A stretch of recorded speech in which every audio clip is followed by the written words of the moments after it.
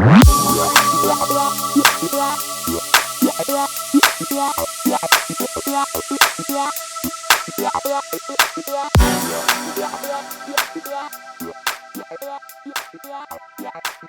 histoire reste à désirer. Il a même dormi sur les tables de marché à Yopougon.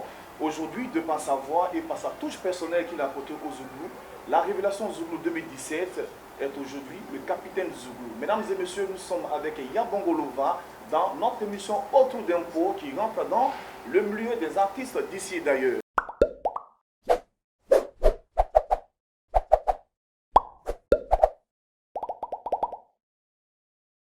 Alors Yabongo Lova, bonjour. Oui, salut. Vous allez bien? Ouais, ça va. Et pas trop fatigué? Ouais, ça va, mon cher. Vous avez bien un coup de verre? Ouais, bien sûr, un peu d'eau, ça fait du bien. D'accord, super. Ouais. Alors, Yabongo Lova, nous avons 3 articulations dans cette émission. On va juste parler de votre carrière musicale et ensuite entrer un peu dans votre vie privée, puis par la suite, on sera un peu, je vais dire, en griffe hors dans l'émission. C'est ce qui fait la particularité de cette émission. Donc, autour d'un pot, chers amis téléspectateurs, ne bougez surtout pas parce que l'artiste Yabongo Lova, avant de commencer cette émission, va nous gratifier de quelque chose qui est sa touche personnelle au Zoulou, c'est sa voix. Yabongo, qu'est-ce que ça donne?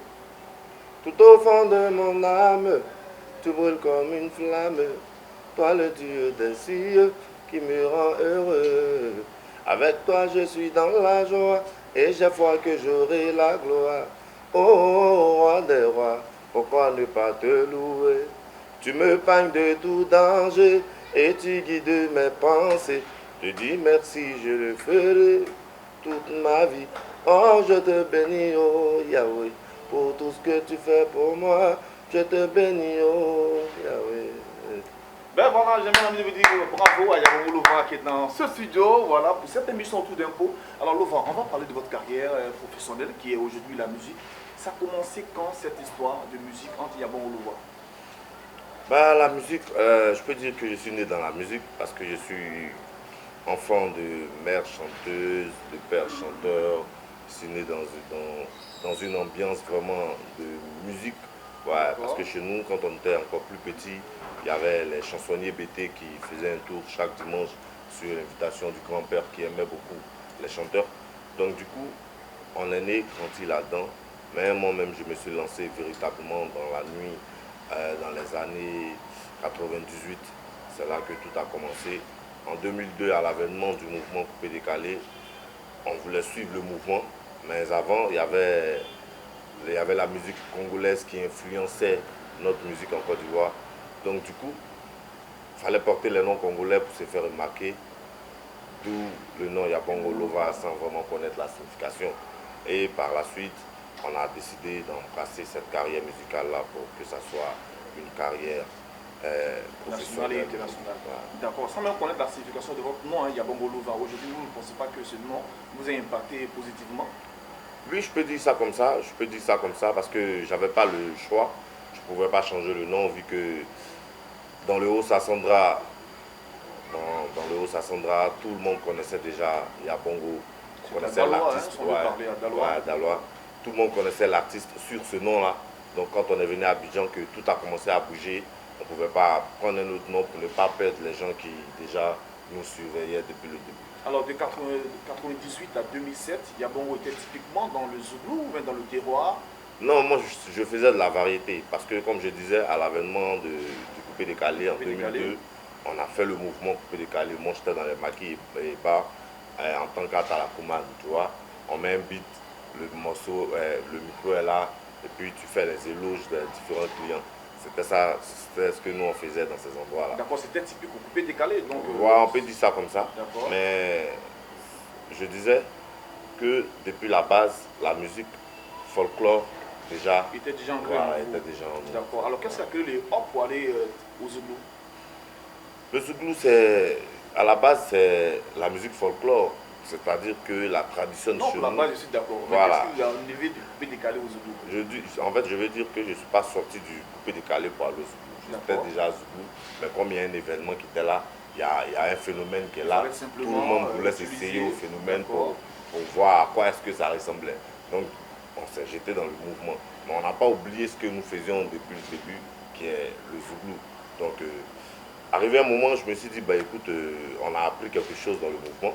C'est-à-dire apprendre à danser, à faire les chorégraphies, savoir tenir le micro, savoir tenir en haleine une foule, ça c'est déjà bon. Mais maintenant, pour des chansons bien sensées, faut qu'on mette le zouglou au devant. Il faut qu'on fasse une musique où les gens vont comprendre ce que nous disions réellement. Donc, j'ai opté pour le zouglou. Et puis aujourd'hui, je pense que ça me paye. Ça va.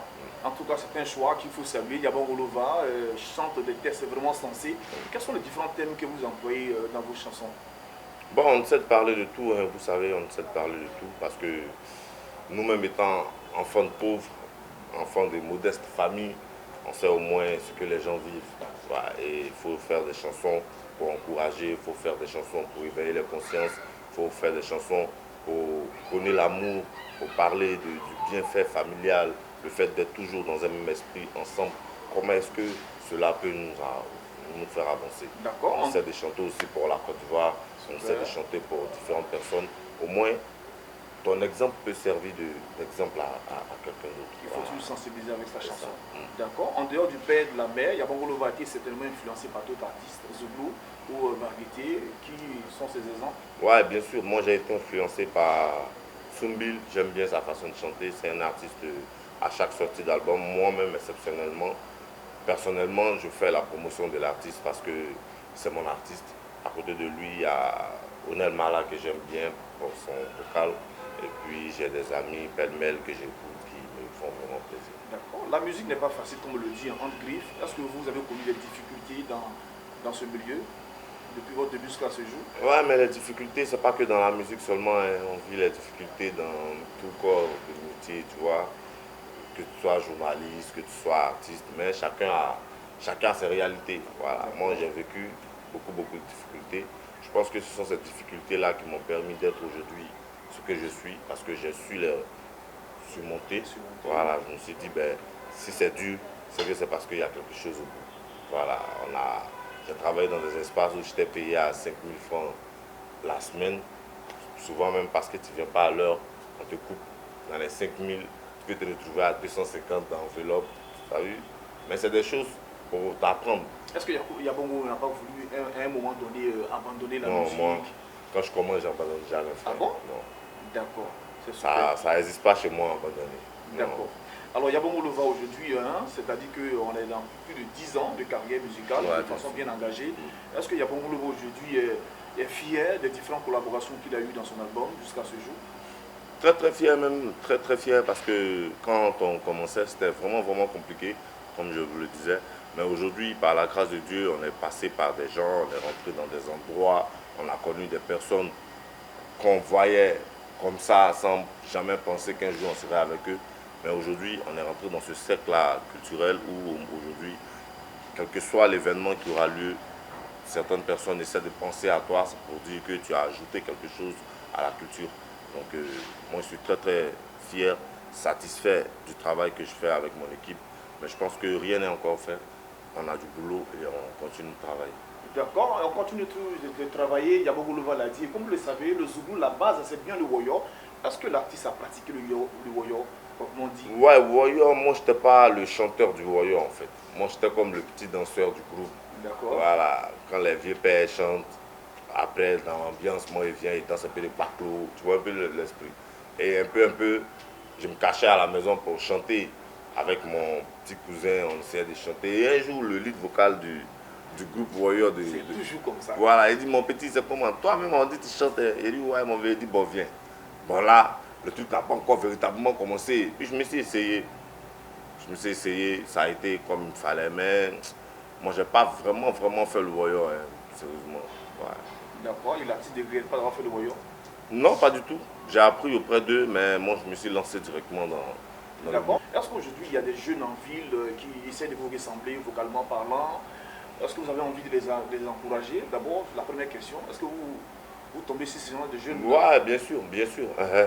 Bien sûr. Depuis, ça fait pratiquement très longtemps. Aujourd'hui, les artistes, il y en a d'autres qui chantent comme moi, qui se font appeler même petit à Bongo. D'autres même, certaines personnes me disent, ouais, mais c'est pas bon, faut pas. Il dit non, mais attends, tu es venu faire un truc. Un peu, les gens ont commencé à faire comme toi. C'est parce que c'est bon qu'ils font comme toi. Donc il faut voilà, donc il ne faut pas les blâmer. Il faut plutôt les encourager. On ne sait jamais. Quelque chose peut arriver, je touche du bois et que tu n'es plus. Mais quelqu'un va faire comme toi tout de suite. Ah ouais, le gars, il nous rappelle Yabongo, tu vois. C'est déjà quelque chose. Ils sont nombreux qui essaient de faire comme moi. Moi, je les encourage. Chaque fois qu'on est dehors, il y a des gens qui viennent. Ouais, mon vieux, on veut te ressembler. Et moi, je pense que c'est le travail qui peut les emmener à être moi, tu vois. Parce que moi aussi, je ne finis pas de travailler. Et moi aussi, je veux ressembler à des gens. Donc, chaque fois que je vois que ces gens-là sont en train d'évoluer, moi, j'ai envie d'évoluer. Voilà, donc d'accord. Je les Il est encourage. unique en son genre, il est bien dans notre émission Autour d'un pot. Je reçois Yabongo Levoix, qui, on dit, hein, il est le capitaine du Zougou. Alors, Yabongo Levoix, quand on vous appelle capitaine, c'est pas aussi doux pour vous? Bah non, non, mais c'est une appellation, moi je peux dire ça comme ça. C'est une appellation. Capitaine, c'est pas pour dire que je suis le plus fort de tous, mais je sais prendre des risques.